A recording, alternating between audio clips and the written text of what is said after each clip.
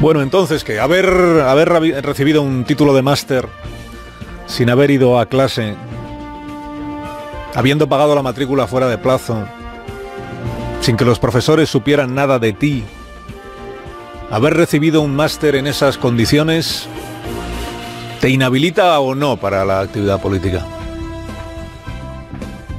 ¿Te inhabilita o no siempre? O dependiendo de... La ministra de Sanidad, Carmen Montón, convoca para esta mañana a los medios de comunicación para dar explicaciones en rueda de prensa sobre la información que les venimos contando desde las 6 de la mañana, que publica el diario.es y que dice que la ministra obtuvo un máster en la Universidad Rey Juan Carlos, donde si no, máster del Instituto del profesor Álvarez Conde, que según este diario estaba plagado de irregularidades. De que superó la mitad de las asignaturas sin asistir a clases, sin tratar con los profesores, la matrícula fuera de plazo, que la fecha del título no coincide con el resto del expediente. La información que publica el diario.es se añade que la ministra, cuando se le informó de que se estaba indagando sobre este asunto, convocó en su despacho a los periodistas del diario para que vieran toda la documentación, para darles todas las explicaciones, para responder a todas sus preguntas. Y lo que hace el diario.es, después de haber analizado esas respuestas, es una pieza que se titula Las inverosímiles explicaciones de la ministra Montón sobre su máster, en la que detalla algunas de las contradicciones o de las incoherencias que, en opinión de este periódico, en las que ha incurrido la ministra de Sanidad. Usted dirá, esta es una historia muy parecida entonces a la de Pablo Casado. De la ministra, que en el anuncio que hace el ministerio dice que va a rebatir esta mañana las informaciones del diario. La ministra hasta este momento, porque no es la primera vez que se le recuerda este asunto del máster, ya se le preguntó por él en el Parlamento Autonómico Valenciano cuando ella era consejera de ese gobierno. La ministra lo que siempre ha dicho es que ella cumplió con los requisitos que se le pusieron en ese instituto de la Rey Juan Carlos para obtener el título. Ya cumplió con los requisitos, pues obtiene el título. ¿Qué hay de malo en ello? Eso mismo es lo que le pasó a Pablo Casado. Si él se lo ponen fácil, pues él obtiene el título de manera fácil. Y entonces, el PSOE va a mantener a la ministra Montón y va a respaldar su continuidad alegando que si te lo ponen fácil no es culpa tuya, o va a insistir en que es Pablo Casado el que tiene que seguir explicando lo del máster. Bueno, para esta mañana ya tenemos asunto político entretenido e interesante. Además, para esta mañana tenemos la apertura del año judicial. La liturgia esta de cada año con el rey. Hoy a Leonor no le toca acudir a esta ceremonia, que entretenida, hombre, no es. Le llamamos la apertura del año judicial.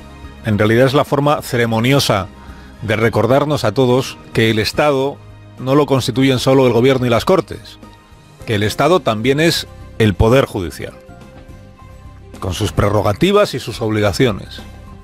Jueces independientes sometidos solo al imperio de la ley, como dice nuestra Constitución, y fiscales cuya misión es defender la legalidad y el interés público, empezando por el fiscal general del Estado, o la fiscal general del Estado, que en contra de lo que creen la mayoría de los dirigentes políticos y la plana mayor del independentismo catalán, no es un ministro más del gobierno de turno.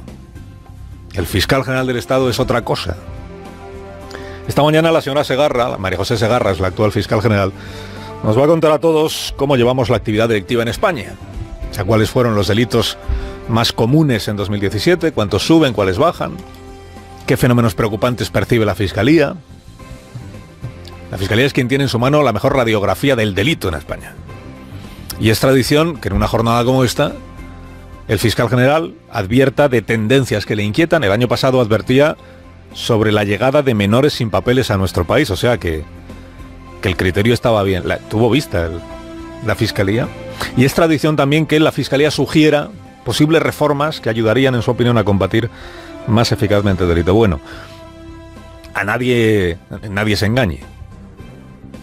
No es el informe de la Fiscalía, la memoria, lo que políticos y periodistas vamos a escrutar esta mañana.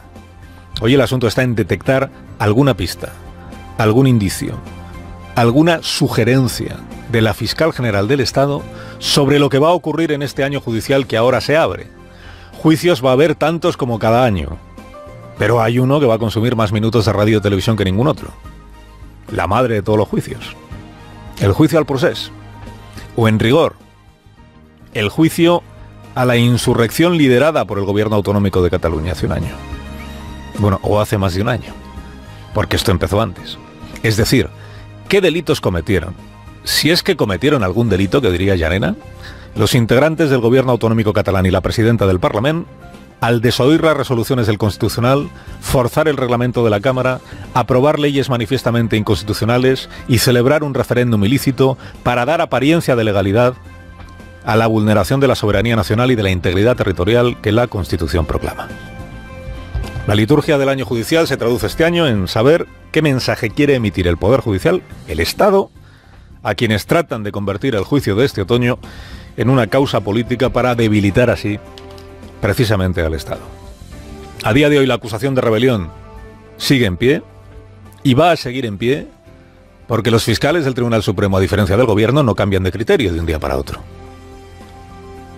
Los procesados se ilusionaron mucho cuando triunfó la moción de censura de Sánchez, porque creyeron ver ahí el primer indicio de que la causa podía aguarse. El segundo lo quisieron ver en el nombramiento de la señora Segarra, que forma parte de la Unión Progresista de Fiscales. Dijeron, no, progresista. En la cabeza de Torra y compañía las cosas son siempre así de simples, ¿no? Dice, si uno es progresista, no puede haber rebelión. Si el gobierno progresista nombra a una fiscal progresista, y preparando el petate, compañeros reclusos, que se anuncia retirada. Bueno, pues era que no. La Fiscalía no afloja, porque más allá de que hay fiscales que tiran más a la izquierda, fiscales que tiran más a la derecha, la tesis de que sí hubo violencia, al menos que sí hay indicios de que la hubo, esa tesis la comparten todos los fiscales que se ocupan de esta causa en el Supremo. No era cosa solo del difunto José Manuel Maza. Para mí, cada día que nuestros presos políticos están en la cárcel es un acto de venganza. Es un acto de venganza para ellos, para sus familias. Y porque, en definitiva, yo les voté para que hicieran lo que hicieron. Señores Torra, Joaquim Torra, presidente de la Generalitat de Cataluña, primera entrevista con un medio no catalán. Anoche le colocó a Ana Pastor en cada respuesta el raca-raca este de la movilización necesaria, la represión de que han sido víctimas, la existencia de presos políticos. Claro, la de anoche, mire, era una entrevista imposible. Dice, ¿va a ir usted al Congreso? Es que el 1 de octubre hubo represión. ¿Acepta que la autodeterminación no tiene por qué ser un derecho? Es que hay presos políticos. ¿Acatará usted la sentencia que salga del juicio? Es que se ha invertido poco en cercanías. ¿Tiene usted horas, señor Torra? Lo que tengo es una misión.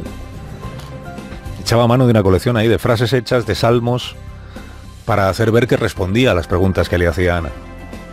Ni siquiera las preguntas sencillas, ni siquiera como esta que dice, ¿irá usted al Congreso a decirle a los diputados todo esto que dicen las entrevistas? Yo estoy encantado que me haya invitado la presidenta Pastor, pero como dice un amigo mío, cuando te invitan a cenar, pues normalmente pregunto si voy como invitado o soy el primer plato.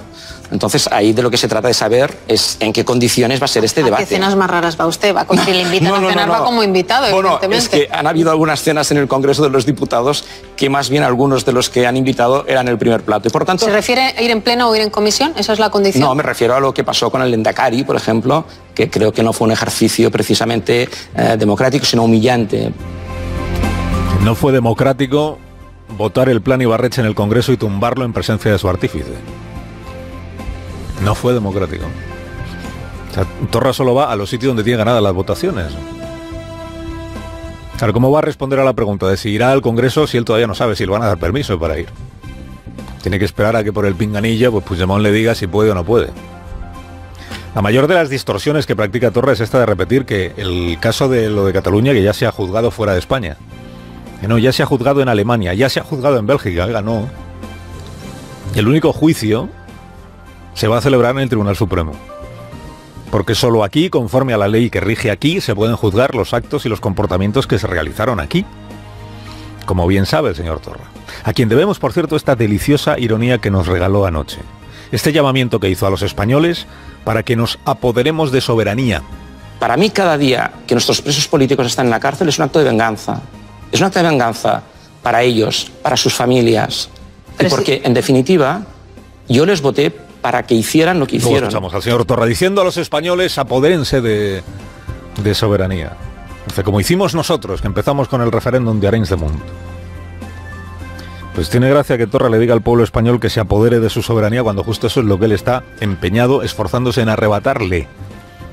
El derecho a decidir todos los ciudadanos sobre dónde empieza y dónde termina España. Por cierto, lo que nunca explica Torra es por qué consiente que haya presos políticos en el territorio en el que él gobierna y en las cárceles que él dirige. ¿Cómo puede dormir tranquilo, sabiendo que tiene ahí encerrados, secuestrados, que diría Rufián, a presos políticos, siendo él el que tiene la llave de esas prisiones? Ayer insistió en que él nunca ha dicho que vaya a excarcelar a nadie. Su compromiso con la justicia para los reprimidos presos políticos no llega tan lejos como para abrirles la puerta del presidio.